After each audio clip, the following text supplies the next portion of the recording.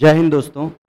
आज हम स्टार्ट कर रहे हैं फर्स्ट फ्लाइट का chapter number 4 from the diary of Anne Frank, जिसमें हम देखेंगे एनी फ्रैंक की लाइफ के बारे में, एनी फ्रैंक की ज़िंदगी के बारे में, जो उन्होंने डायरी लिखी। मात्र 14 साल की उम्र में उन्होंने डायरी लिखी। लिखते टाइम उन्होंने सोचा कि मेरी डायरी को कोई पढ़ेगा कि नहीं पढ़ेगा। छोटा सा बच्चा होता है 14 साल का, और उसका माइंड इतना डेवलप नहीं होता। एनी फ्रैंक ने भी सोचा कि मेरी डायरी कौन पढ़ेगा, लेकिन जैसा हम सोचते हैं वैसा होता नहीं। आने वाला समय कब हमें किस तरीके से फेमस कर देता है, कुछ कहा नहीं जा सकता। इसलिए जो हमारी चीज़ दिमाग में आ रही है, मेरे ख्याल से अगर कुछ भी पॉजिटिव चीज़ है तो हमें उसे लिख देना चाहिए। आइए स्टार्ट करते हैं अपना chapter from the diary of Anne Frank, जिसके राइटर हैं एनी फ्रैंक खुद।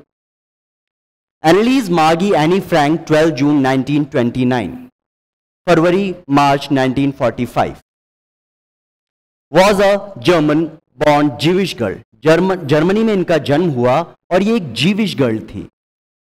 Who wrote while in hiding with her family and 4 friends in Amsterdam।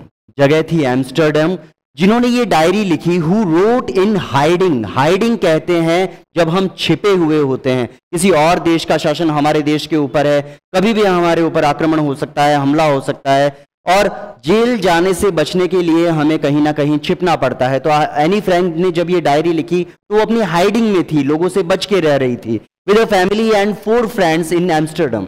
अपनी फैमिली के साथ और 4 दोस्तों के साथ कहाँ छिपी हुई थी? एम्स्टर्डम में। During the German occupation of Netherlands in world war second. बात है वर्ल्ड वॉर सेकेंड की। Germany occupation of the Netherlands, Germany ने ऑक्यूपाई कर लिया था किस देश को? नीदरलैंड्स को, वर्ल्ड वॉर सेकेंड में। Her family had move to Amsterdam.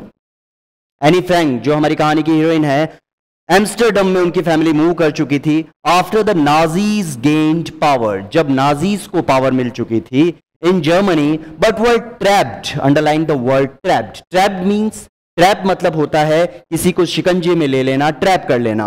When the Nazi occupation extended into the Netherlands, जब नाजी की ऑक्यूपेशन कहां बढ़ने लगी? नीदरलैंड्स में बढ़ने लगी, और ज्यादा आक्रमण बढ़ने लगा, और ज्यादा चीजों को कंट्रोल में लेने लगे वो। As persecutions against the Jewish population, Jewish population को बहुत ज्यादा नुकसान पहुंचाने लगे। Increase the family went into hiding in 1942। Family जाकर छिप गई। कहां पे? हाइडिंग में, छिपकर रहने लगे। साल था 1942। इन हिडन रूम्स, इन्होंने अपने हिडन रूम्स बना लिए थे। In her father Otto Frank's office building.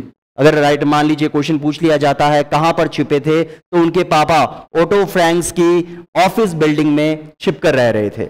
After 2 years in hiding, 2 साल हाइडिंग में रहे। सचिन छुपन छुपाई खेलना 10-15 मिनट की बात नहीं है, 1-2 घंटे की बात नहीं है। 2 साल आपको छुप के रहना है, लोगों से बच के रहना है, हाइडिंग में रहना है। अगर आप पकड़ लिए जाते हैं तो आपको मार दिया जा सकता है, आपको जेलों में डाल दिया जा सकता है। तो ये छोटा मोटा छुपना नहीं है, बहुत लंबा छिपना है।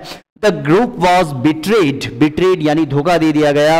And transported to the concentration camp, concentration camp में रखा गया, जहां सभी लोगों को एक साथ रखा जाता है। जो बंदी होते हैं उन्हें बांध के एक जगह में रख दिया जाता है। सिस्टम वेयर एनी डाइड, और कंसंट्रेशन कैंप के अंदर ही हमारी जो राइटर है एनी फ्रैंक, इनकी डेथ हो गई थी ऑफ थाइफस, थाइफस नाम की डिजीज से। In Bergen Belsen with in days of her sister Margaret Frank. Her father Otto the only survivor of the group. Only survivor, only survivor, only survivor कहते हैं सिर्फ एक अकेले यही बचे थे इनके ग्रुप में, बाकी सबकी जान जा चुकी थी। इतना परिवार था, इतने दोस्त थे, सब जा चुके थे, सिर्फ बचे थे तो पापा एनी फ्रैंक के। रिटर्न टू एम्स्टर्डम, वापस वहां से लौट के एम्स्टर्डम चले जाते हैं। आफ्टर द वॉर एंडेड, जब वॉर पूरी तरीके से खत्म हो गया। To find that her diary had been saved, ये पता करने के लिए कि उनकी बेटी जो रोज डायरी लिखा करती थी, क्या वो डायरी सेव है कि नहीं, बची हुई है कि नहीं, पहुंच जाते हैं। Convince that it was a unique record. जब मुश्किल दिन हमारे चल रहे होते हैं और हम कुछ ऐसा बेहतरीन लिख देते हैं जिसके बारे में हमने सोचा भी नहीं होता कि आने वाले समय में ये हिस्ट्री बना देगा। एनी फ्रैंक जो 13-14 साल की लड़की थी, इन मुश्किल दिनों में उसने एक डायरी लिखी, और जब वो लिख रही थी उसका कोई फ्रेंड नहीं था। उसने ये नहीं सोचा था कि आने वाले टाइम में इस डायरी को कोई पढ़ेगा या नहीं पढ़ेगा। सिर्फ बिना सोचे समझे पेन उठाया और उसी को, डायरी को ही अपना फ्रेंड बना लिया और लिखना शुरू कर दिया। ये यूनिक रिकॉर्ड बन जाएगा। यूनिक रिकॉर्ड किसे कहते हैं? जो लाइफ में बहुत कम होते हैं, यूनिक चीजें हैं, यूनिक फ्रेंड्स है ना, जो बहुत रेयर होती हैं। यूनिक रिकॉर्ड बन जाएगा। He took action to have published in English under the name the diary of young girl. जब पापा को उसकी डेथ के बाद ये डायरी मिलती है और उसमें से वो सारी चीजें देखते हैं तो बोलते हैं कि यार बहुत ही बेहतरीन चीज है, क्यों ना इसका प्रिंट करा लिया जाए, इसकी बुक पब्लिश कर ली जाए और उस डायरी को छाप दिया जाए और वर्ल्ड वाइड ये पढ़ी जाएगी और एक इतिहास रचेगी। The diary was given to Anne Frank for her 13th birthday. Diary मिली थी एनी फ्रैंक को अपने 13th बर्थडे पे, यानी 1 साल की पूरी कहानी इस डायरी के अंदर लिखी हुई है। 13th बर्थडे पे उसके पापा ने उसे डायरी गिफ्ट कर दी। And chronicles the event of her life in 12 June 1942 until its first entry in 1 August 1944। पहली एंट्री इसकी थी 1944 में। It was eventually translated from this original Dutch into many languages. Language लिखी थी डच। आप जिस भी स्टेट से बिलोंग करते हैं, राजस्थान से बिलोंग करते हैं, अरुणाचल से बिलोंग करते हैं, बंगाल से बिलोंग करते हैं, आपकी वहां की अपनी प्रॉपर लैंग्वेज है ना, तो वैसे ही डच एक लैंग्वेज है। डच लैंग्वेज में इस बच्ची ने अपनी डायरी को लिखा था और उसके बाद जब ये वायरल हो गई, हिट हो गई, तो अपनी अपनी लैंग्वेजेस में इसकी कहानियां छपने लगी। जैसा कि अभी अपन इंग्लिश में पढ़ रहे हैं, लेकिन ये लिखी किस लैंग्वेज में गई थी? डच लैंग्वेज में लिखी गई थी। into many languages and become one of the world's most widely read book। 13-14 साल की बच्ची की लिखी हुई एक डायरी, उसकी पर्सनल डायरी, कब इतनी world famous widely read book इतनी ज्यादा पढ़ी जाएगी उसने सोचा भी नहीं था। There have also been several films, बहुत सारी फिल्में बनी, television and theatrical productions, theatre पे इस पे काम होने लगा, फिल्में इस पे बनने लगी, बहुत ज्यादा काम इस ऊपर चलने लगा एक छोटी सी डायरी के ऊपर। And events and opera based on the diary, diary के ऊपर प्लेज होने लगे। सोचिए कितनी बड़ी बात है, 13-14 साल की बच्ची ने डायरी लिखना शुरू किया और उसके ऊपर मूवीज बनने लगे, ओपेराज, थिएटर्स, ये सारी एक्टिविटीज होने लगी जो उस बच्ची ने कभी सोचा भी नहीं था कि मैं इतना अच्छा लिख दूंगी कि इतना ज्यादा फेमस हो जाएगा, इतना ज्यादा वायरल हो जाएगा। Describe as the work of a mature and insightful mind. छोटी सी बच्ची का माइंड इतना ज्यादा मैच्योर था। मैच्योर माइंड कहते हैं ना, कुछ छोटे छोटे बच्चों के सपने बहुत ज्यादा बड़े होते हैं, बहुत ज्यादा मैच्योरली सोचते हैं। कहते हैं अकल बादाम खाने से नहीं ठोकर खाने से आती है। परिस्थितियां इंसान को मजबूर कर देती है अच्छा सोचने के लिए, अच्छा समझने के लिए। कुछ बच्चे अपनी उम्र से पहले मैच्योर हो जाते हैं, उन्हें समझ में आ जाता है क्या अच्छा है, क्या बुरा है, क्या सही है, क्या गलत है, और कुछ लाइफ टाइम नहीं हो पाते, है ना। तो ये बच्ची अपने एज से ज्यादा मैच्योर थी और इंसाइटफुल माइंड था, अंदर से सोचती थी, दिल से सोचती थी। The diary provides N intimate examination of the daily life under Nazi occupation. Diary के अंदर ऐसा क्या था जो इतना फेमस हो गया? फेमस ये था कि जो नाजी का ऑक्यूपेशन था, जो नाजीज वहां पे अटैक कर चुके थे, उन लोगों के अंडर में रहना कितना प्रॉब्लमेटिक था वहां की लोगों के लिए, उसकी पूरी स्टोरी इस बच्ची ने लिख डाली थी। Anne Frank has became one of the most renowned and discussed holistic victim. Holistic victim कहते हैं प्रलय का शिकार। प्रलय है ना, एक तरीके का प्रलय था, है ना, उसकी शिकार, रिनाउंड यानी बहुत ही ज्यादा फेमस हो गई थी। ये सारी कहानी उसने लिख डाली थी कि कैसे हुआ, क्या हुआ, कब हुआ, पूरी पिक्चर आपके सामने इस डायरी के अंदर लिख डाली थी बच्ची ने। Writing in a diary is a really strange experience. जब हम पहली बार कुछ लिखने लगते हैं, पहली बार कोई डायरी लिखने लगते हैं, हमको समझ में नहीं आता, बार बार पापा के पास जाएंगे, मम्मी के पास जाएंगे, मम्मी आपने मुझे डायरी तो दे दी, मैं क्या लिखूं, मैं कैसे स्टार्ट करूं, कैसे लिखना शुरू करूं, पहला सेंटेंस क्या लिखूं। वही बातें हैं, पहली बार इसे डायरी लिखी तो उसको कुछ एक्सपीरियंस नहीं था, कोई आइडिया नहीं था कि मैं किस तरीके से शुरुआत करनी है मुझे। फॉर समवन लाइक मी, मेरे जैसे 13-14 साल की बच्ची को कुछ नहीं पता था कि डायरी कैसे लिखी जाती है। Not only because I have never written anything before, इसलिए नहीं कि मैंने कभी आज से पहले कुछ लिखा ही नहीं था, but also because it seems to me that later on neither I nor anyone else will be interested in musing of 13-year-old school girl. क्या सोच रही है बच्ची? ध्यान दीजिएगा, कितनी बड़ी चीज जो हम भी सोचते हैं। 12-13 साल की लड़की सोच रही है कि जो मैं डायरी लिखने वाली हूं, इसे तो मैं खुद भी नहीं पढ़ूंगी, और जब मैं ही नहीं पढ़ूंगी तो दूसरा कौन पढ़ेगा।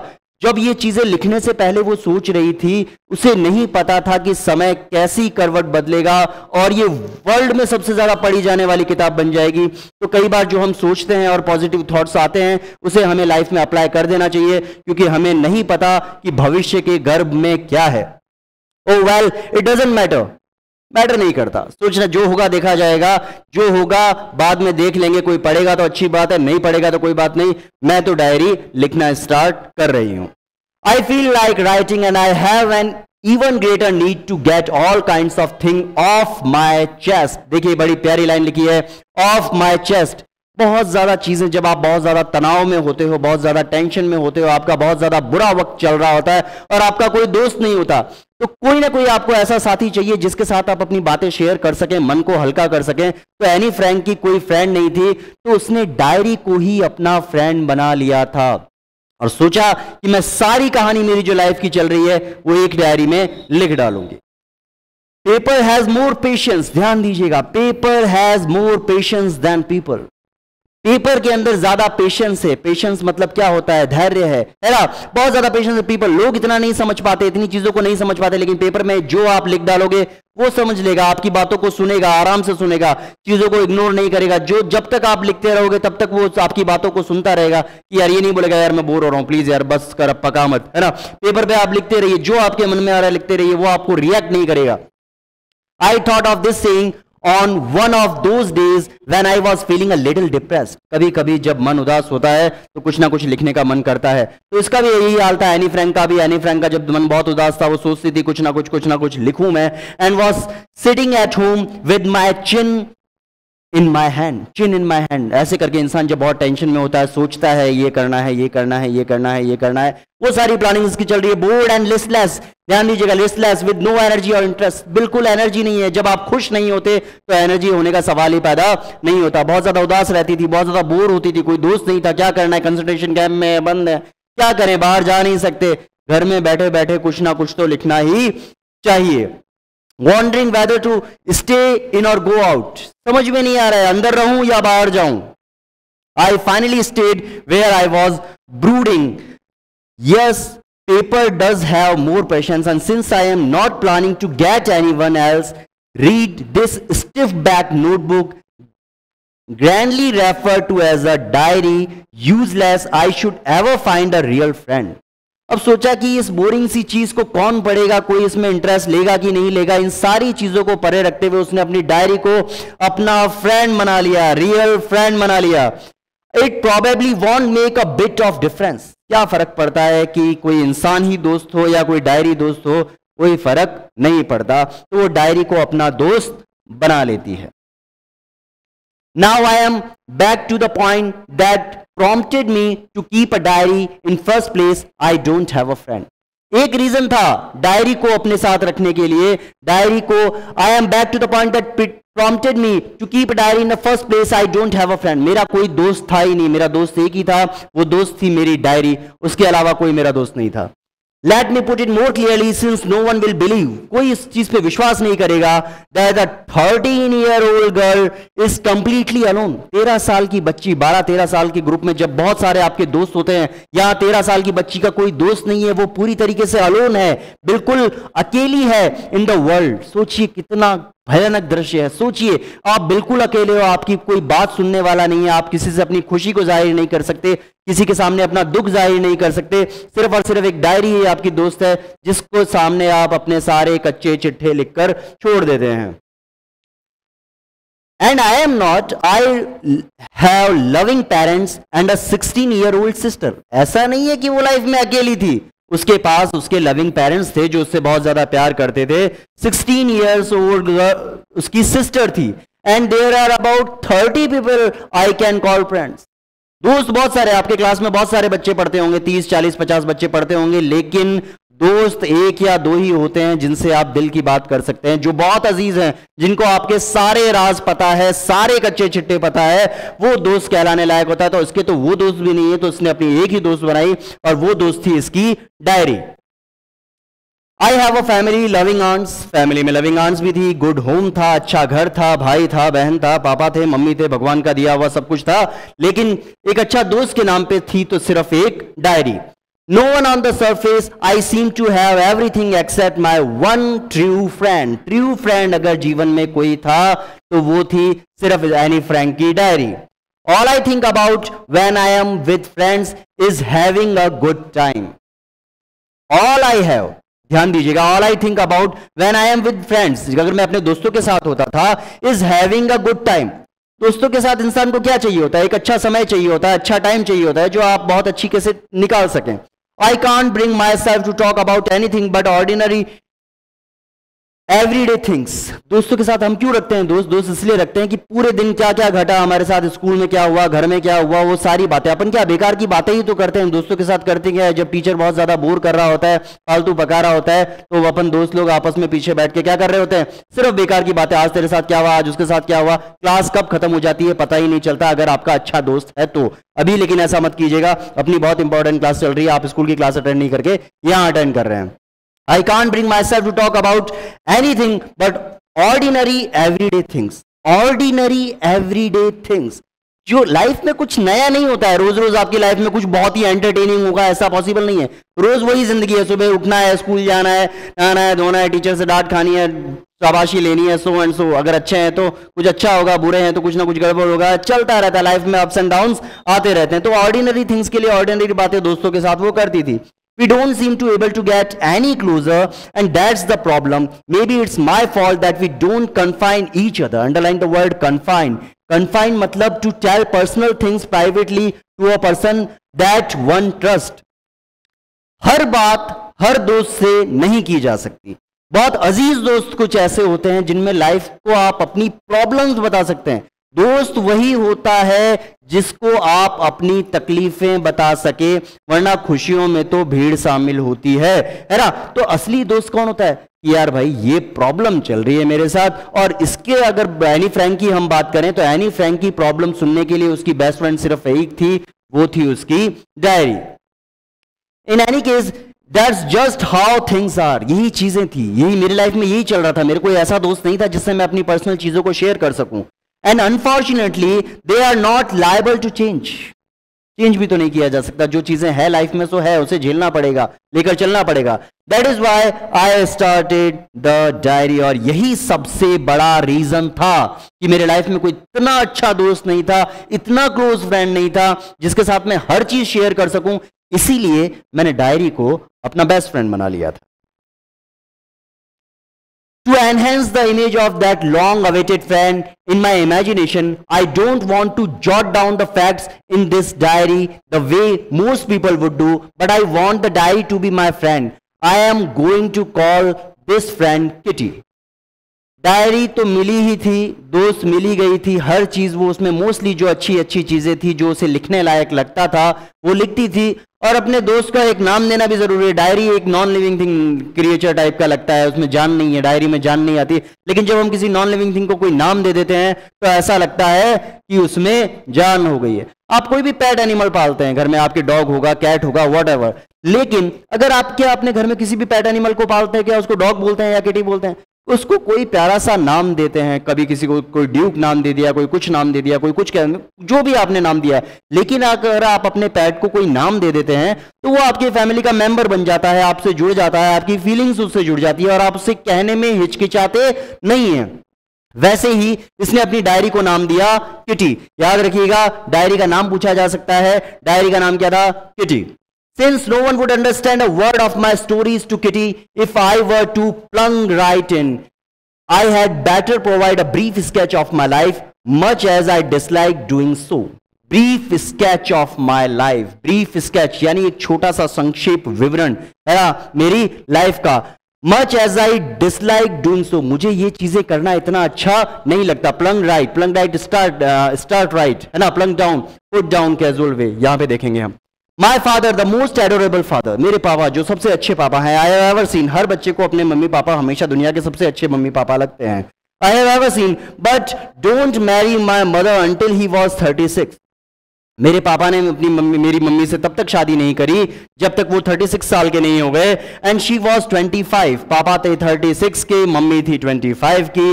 माई sister Margot was born in Frankfurt in Germany. मेरी बहन का जन्म जर्मनी के फ्रैंकफर्ट शहर में 1926 में हुआ। आई वॉज बॉर्न ऑन 12 जून 1929। पूछा जा सकता है एनी फ्रैंक का जन्म कब हुआ? एनी फ्रैंक का जन्म हुआ 12 जून 1929 में। I lived in Frankfurt until I was 4। मैं तब तक फ्रैंकफर्ट में रही जब तक मैं 4 साल की थी।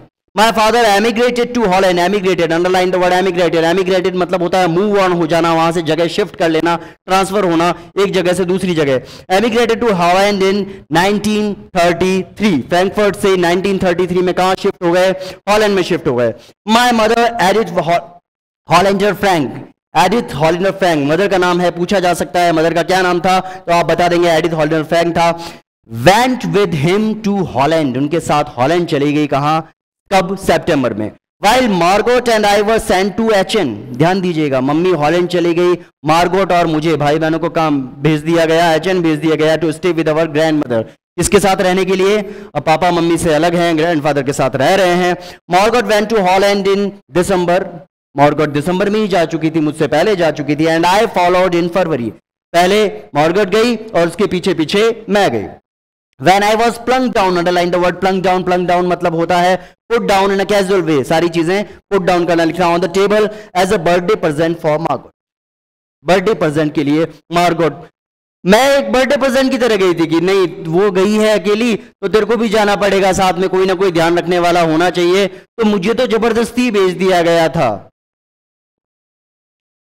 आई स्टार्टेड, ये अभी तक की जो हम कहानी कर रहे हैं ये डायरी लिखने से पहले, ये डायरी का कोई अंश नहीं है, डायरी अभी आगे शुरू होगी। डायरी लिखने से पहले राइटर जो उसका इंट्रोडक्शन दे रहा है कि किस तरीके से मुझे डायरी मिली, क्या क्या चीजें वो लिखने वाली है, सिर्फ अभी हम वो डिस्कस कर रहे हैं। अगले पार्ट में हम करेंगे कि किस डायरी के अंदर क्या था।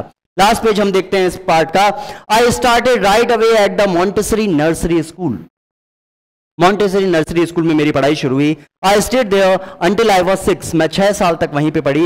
Eight which time I started in the first form, in the 6th form my teacher Mrs Kuperus, ध्यान दीजिएगा टीचर का क्या नाम था, Mrs Kuperus, the head mistress, जो इस स्कूल की हेड मिस्ट्रेस थी। At the end of the year, we were both in tears as we said a heart-breaking farewell. बहुत कम ऐसा होता है कि बच्चों का और टीचर का रिलेशन बहुत ज्यादा अच्छा बन जाए, है ना, बहुत कम नहीं होता, कई जगह बहुत ज्यादा भी होता है ना। कुछ टीचर्स इतने अच्छे होते हैं या कुछ बच्चे इतने अच्छे होते हैं कि उनके साथ अटैचमेंट हो जाता है, फैमिली मेंबर की तरह वो लगने लगते हैं। और इतनी अच्छी बॉन्डिंग हो जाना एक टीचर के साथ, एक स्टूडेंट का दिल मिल जाना कि यार बच्ची है, घर की फैमिली मेंबर जैसी है ना, इतना अच्छा बॉन्ड एक टीचर का और एक बच्ची का बन चुका था। In the summer of 1941 grandma fell ill, दादी साहब बीमार हो गए, and had to move and had to have an operation, दादी साहब का ऑपरेशन होने वाला था। So my birthday passed with little celebration. जब बर्थडे आ रहा होता है और घर के कोई बड़े बूढ़े बीमार होते हैं तो सीधी सी बात है कि वो बर्थडे तो सेलिब्रेट होगा ही नहीं, ठीक है, छोटे मोटे ओकेजन्स हो गए, केक खिला दिया, हल्का फुल्का 2-4 बहुत ही करीबी लोग हैं बुला लिया, ज्यादा शोर शराबा नहीं किया, बहुत छोटे मोटे वे में इसका बर्थडे मना लिया गया था। रीजन क्या था बर्थडे इतना छोटे तरीके से मनाने का, कि दादी साहब बीमार थे, दादी साहब घर में कोई फैमिली मेंबर बीमार हो और हम बहुत अच्छी तरीके से सेलिब्रेट करें, ये अच्छी बात होती भी नहीं, थोड़ी सी फीलिंग्स इंसान के अंदर होनी भी चाहिए, थोड़ा सा समझना भी चाहिए। ग्रैंडमा डाइड इन जनवरी 1942, बीमार थे, बुजुर्ग थे, बूढ़े थे, जाना तो था ही, जो संसार में आया उसे जाना ही पड़ेगा, तो जनवरी 1942 में दादी साहब का देहांत हो गया। No one knows how often I think of her and still love her. दादी का और पोती का जो रिश्ता, या दादा या पोता व्हाटएवर, है ना, ग्रैंड पेरेंट का जो अपने बच्चों के साथ जो रिश्ता होता है, अटूट रिश्ता होता है ना, उसको कोई भुलाया ही नहीं जा सकता। सीधी सी बात है, ग्रैंड अपने को कोई प्रॉब्लम हो गई, अपन दादो सा दादी सा के पास चले गए, पापा मम्मी का इलाज अपने आप हो जाएगा। तो दादो सा दादी सा का जाना एक बहुत बड़ी कमी होता है लाइफ में, है ना, तो वही कमी ये राइटर, एक अच्छी तो दोस्त दादी सा भी थी, दादी सा अपने दादी सा पोते के लिए या पोती के लिए बहुत अच्छे फ्रेंड होते हैं, हर बात अपने दादी से शेयर की जा सकती है जो अपने पापा मम्मी से आप शेयर नहीं कर सकते। This birthday celebration 1940 was intended, underline the word intended, planned to make up for the other, and grandmother candle was lit along with the rest. अब दादी सा की मोमबत्ती जला दी गई, ये बर्थडे इस बार सेलिब्रेट नहीं करेंगे, दादी सा को श्रद्धांजलि दी गई एक तरीके से कि नहीं यार, दादी सा एक बहुत बहुत जो क्लोज रिलेशन था जिन दादी सा के साथ, वो अब इस दुनिया में नहीं है, तो बर्थडे में वो सेलिब्रेशन में वो मजा भी नहीं है। The 4 of us are still doing well, हम चारों बहुत अच्छा कर रहे थे साथ में। And that brings me to the present date, 20 June 1942. अब हम प्रेजेंट डेट पे आते हैं 20 जून 1942 में। The solemn dedication of my diary, underline the word solemn, solemn का मीनिंग सामने दे रखा है, सीरियस। अब कहानी शुरू होगी, अभी तक तो सिर्फ पहले की कहानी बताई गई है, आगे क्या होगा, अगले पार्ट में क्या होगा, हम लाइन टू लाइन देखेंगे कि डायरी के अंदर था क्या। अभी तक तो सिर्फ हमने ये देखा है कि एक एनी फ्रैंक है जो डायरी लिख रही है। जुड़े रहिएगा चैनल के साथ, वीडियो को साथ देखते रहिएगा, सपोर्ट कीजिएगा, लाइक कीजिएगा, शेयर कीजिएगा, सब्सक्राइब कीजिएगा। अगला पार्ट करेंगे हम नेक्स्ट वीडियो में। जय हिंद, जय भारत, वंदे मातरम।